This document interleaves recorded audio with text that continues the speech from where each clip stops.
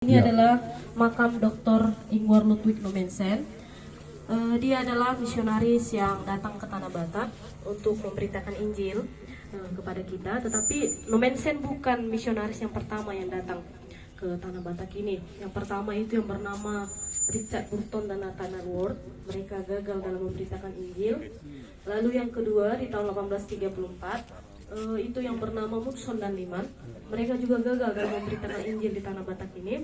Kegagalan-kegagalan tadilah yang membuat salah satu lembaga Injil yang bernama RMG, Renaissance Mission Gesellschaft, untuk mengkilas balik mengapa kegagalan itu terjadi di Tanah Batak dalam penyebaran Injil. Yang didapatnya yang pertama, para misionaris tadi datang ke Tanah Batak itu tidak memahami bahasa, adat istiadat dan tradisi, sehingga ketika mereka sampai ke Tanah Batak, mereka tidak mengerti bahasa dan tradisi, mereka tidak memahami situasi sekitar, sehingga mereka gagal dalam menyebarkan Injil. Di tahun 1834 juga Mudson dan Liman berakhir dengan tragis, tepatnya di Lubuk Pining. Itu dikarenakan Mudson dan Liman juga tidak memahami bahasa dan adat istiadat di sana, sehingga mereka ada miskomunikasi dan mengakibatkan mereka berakhir dengan tragis. Lalu karena itulah RMG mengirim dua ahli sastra yang bernama Van der Tuuk dan Jung Hoon untuk memahami bahasa, adat istiadat dan tradisi. Setelah beberapa dekade mereka memahaminya, barulah mereka kembali ke lembaga dan mengajari para misionaris yang ingin menyebarkan Injil di Tanah Batak. Salah satunya itu Dr. Ingvar Ludwig Nommensen, sehingga Nommensen datang ke Tanah Batak ini bukan hanya berbekalkan agama atau mengenai Alkitab, tetapi juga dia berbekalkan mengenai bahasa, adat istiadat dan tradisi yang ada di Tanah Batak. Itu yang membuat dia untuk berhasil dalam menyebarkan Injil di Tanah Batak. Tahun 1861 dia memulai perjalanannya dari daerah Amsterdam. Dia mulai perjalanannya melewati yang pertama pelabuhan Teluk Bayur yang kita kenal sekarang dengan Padang. Pada waktu itu Nommensen berhenti di daerah Teluk Bayur karena kapal yang ditumpanginya mengalihkan perjalanannya. Yang kedua, setelah dari Teluk Bayur dia melanjutkan perjalanan ke Barus.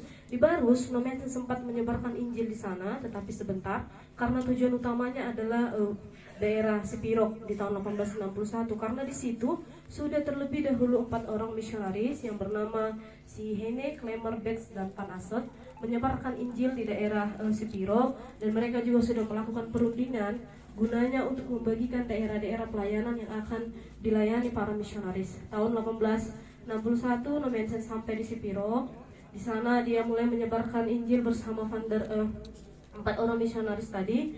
Dan kemudian Nommensen dibagikan daerah pelayanan pertama dia, yaitu Ruras Lindung atau yang kita kenal dengan Tarutung. Di sana dia memulai perjalanan Injilnya di tahun 1862. Dia melayani di sana karena Nommensen sudah dibekali semuanya mengenai adat istiadat, tradisi dan segala hal yang mengenai bangsa Batak. Jadi yang pertama dilakukan Nommensen dalam menyebarkan Injil bukan langsung membangun gereja atau langsung memberitakan Injil, tetapi dia yang pertama mendekati para raja-raja yang ada di daerah Ruras Selindung. Karena Ruras Selindung pada saat itu dikuasai oleh raja-raja Batak. Raja yang pertama didekatinya yaitu Raja Amandari Lumban Tobing. Raja Amandari Lumban Tobing, mungkin Bapak Ibu sudah dari Utadame, sudah dijelaskan di sana. Dari sana kemudian Nommensen berhasil meyakinkan Raja Amandari Lumban Tobing. Dia melakukan permingguan pertama di Utadame tahun 1864. Kemudian Nommensen juga berhasil meyakinkan Raja Pontas Lumban Tobing, raja yang paling berkuasa di daerah Ruras Selindung. Nommensen tidak puas dengan keberhasilannya di daerah Ruras Selindung. Kemudian dia mulai melakukan perjalanan penginjilan ke berbagai daerah. Yang pertama dia melihat ke daerah Humbang dan Toba. Dia melihat Toba itu berada di pesisiran Danau Toba yang sangat indah, tetapi sangat disayangkan orang Toba belum mengenal Injil. Nommensen pun mengirim temannya pertama Tuan Bolt dan Gustav Pigram untuk melayani di daerah Lagoboti dan Balige. Kemudian kenapa Nommensen sampai menempatkan dirinya stasi misi penginjilan keduanya di daerah Sigupar ini tidak terlepas dari pengalaman pribadi Nommensen. Waktu itu di tahun 1886 Nommensen melakukan kunjungan dia ke daerah Toba. Dia melihat ada salah seorang perempuan yang telah disandera oleh raja-raja Batak pada saat itu. Dia disandera untuk dijadikan ramuan-ramuan atau untuk dimakan oleh raja Batak. Dari situ Nommensen menekadkan diri harus membebaskan perempuan tadi. Jadi Nomensen mulai melakukan perundingan dari bekal yang sudah dimilikinya. Dia sangat tahu Raja Batak sangat suka dihargai, atau bahasa Bataknya dipersangapi. Cara yang baik dilakukan Nomensen adalah dengan memberikan mereka makanan dengan etika yang baik. Nomensen mulai melakukan perundingan kepada Raja Batak.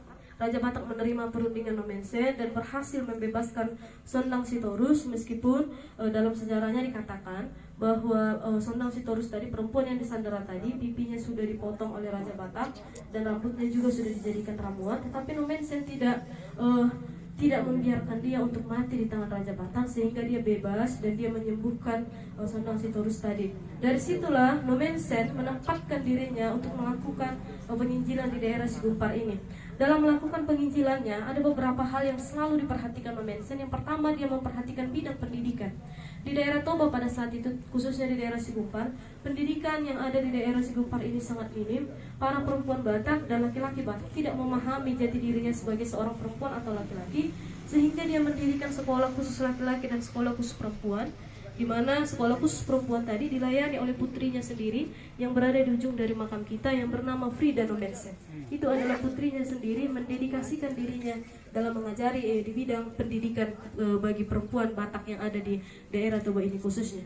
Lalu yang kedua, Nomensen juga melihat banyaknya angka kematian perempuan Batak karena melahirkan, dan juga banyaknya kematian anak-anak karena sakit penyakit. Dia juga mendirikan sebuah balai pengobatan atau yang kita kenal saat ini dengan puskesmas atau rumah sakit, yang dilayani oleh temannya bernama Suster Lisette Neman. Ini adalah suster yang melayani di bagian balai pengobatan untuk mengurangi angka kematian dan supaya di daerah Tanah Batak ini semakin berkembang. Suster Lisette Neman adalah temannya yang melayani di balai pengobatan. Lalu yang selanjutnya, Nomensen juga dulunya di ujung dari jalan kita ini ada sebuah pelabuhan yang bernama Pelabuhan Lumban Sibolang. Dulu dia mendirikan pelabuhan di situ. Yang pertama untuk mempercepat perekonomian yang ada di daerah Sigumpar ini. Lalu yang kedua untuk mempercepat dia dalam menyebarkan Injil ke daerah pesisir danau. Di sana dia mendirikan pelabuhan itu, tapi sangat disayangkan saat ini pelabuhan itu sudah tidak ada lagi. Lalu ini adalah Hans Meris Klashulda. Ini adalah anak dari misionaris di daerah Sitorang. Dia belum ada umurnya 1 tahun. Dia adalah bayi. Waktu itu orang tuanya ingin menyebarkan Injil ke daerah Sitorang, tapi mereka ditolak dan diusir oleh orang-orang Sitorang karena dia tidak tahan dengan keadaan. Akhirnya dia meninggal ketika orang tuanya membawa dia dari daerah Sitorang menuju Sigumpar. Yang di sebelah adalah Miss Bryn Smith. Itu adalah staf pegawai kantor Nomensen. Jika ada yang diperlukan dia di daerah Tanah Batak ini, dan juga menulis surat-surat yang berkaitan dengan pekerjaan pelayanannya. Miss Bryn Smith yang bertugas dalam menyurati berbagai hal. Yang di ujung sana ada Hulda. Tidak diketahui kapan dia lahir, kapan dia meninggal, tetapi itu adalah istri dari pejabat Eporus yang bernama Valentin Kessel. Lalu yang di sebelahnya itu memiliki keunikan. Di kiri dan kanannya itu ada rantai. Itu adalah anjing peliharaan Nomensen. Kenapa dia seolah-olah berharga dikuburkan di sini dan diberikan nama Tuan Sipakur? Karena pada saat itu Nomensen dalam menyebarkan Injilnya, dia harus menaiki kuda, dan dari sejarahnya dikatakan Tuan Sipakur ini berukuran agak lebih besar, sehingga Tuan Sipakur bisa membantu dia dalam melewati binatang buas, dan juga untuk menemani Nomensen ketika dia diuji oleh orang-orang sekitar. Misalkan dia diberikan makanan dan minuman, yang pertama mencicipi adalah anjingnya. Dia diberikan nama Tuan Sipakur karena pada saat itu Nomensen selalu disebut orang Batak dengan Tuan Nomensen. Jadi untuk menandakan itu adalah kepemilikan dari Nomensen, diberikanlah namanya Tuan Sipakur. Sipakur itu berasal dari bahasa Batak. Pakur artinya cangkul. Yang di sebelah itu Magdalena Kaiser. Itu juga masih bayi, belum ada umurnya 1 tahun. Dia adalah anak dari misionaris di daerah Tampangan. Dia meninggal karena sakit penyakit. Ini adalah makam Dr. Ingvar Ludwig Nomensen, dan di sebelahnya adalah makam istrinya yang bernama Christine Nomensen. Christine Nomensen adalah istri kedua Nomensen yang menemani dia dalam pelayanan penginjilan. Istri pertamanya bernama Caroline Nomensen, meninggal ketika dia pertama kali melakukan pelayanan penginjilan di daerah Batak ini. Dia belum membawa istrinya karena pada saat itu Tanah Batak belum dalam keadaan aman. Kemudian istrinya mengalami sakit penyakit dan akhirnya meninggal di Jerman, dikuburkan di Jerman. Kemudian dia balik ke Jerman dan beberapa waktu dia menikah kembali dengan Christine Nomensen dan membawa Christine ke sini yang menemani pelayanan penginjilannya di daerah Sigumpar.